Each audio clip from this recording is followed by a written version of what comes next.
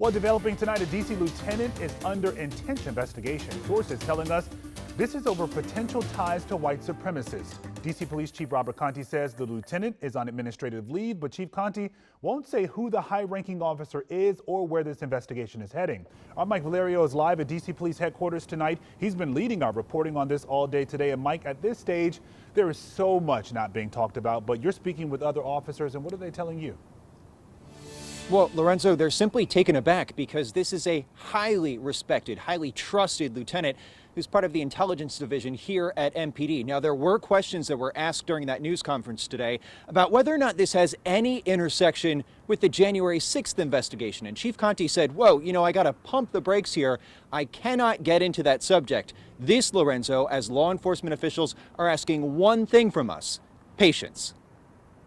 As he took the lectern, MPD Chief Robert Contee confirming one of the department's own is under scrutiny by the U.S. Attorney's Office and the FBI. Based upon my review of those concerns, I have decided to place one of our members in an administrative leave status. The concern, officials say, stems from potential ties to white supremacists, but there's been no indictment and the investigation is ongoing. I learned from direct experience, you have got to let these investigations play themselves out, and you have to devote the resources that are necessary in order to get to the bottom of these stories. Tom Warwick, a former senior Homeland Security official, is urging caution, drawing on his extensive experience investigating links to extremists. One of the things I learned, having been responsible for the programs that brought Iraqi and Afghan translators to the United States, many times you would get these cases that are really hard, where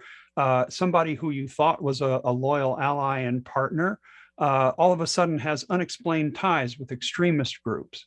And what we discovered was it takes diligent investigative work, because many times those contacts with extremist groups turn out to have extremely plausible, logical explanations.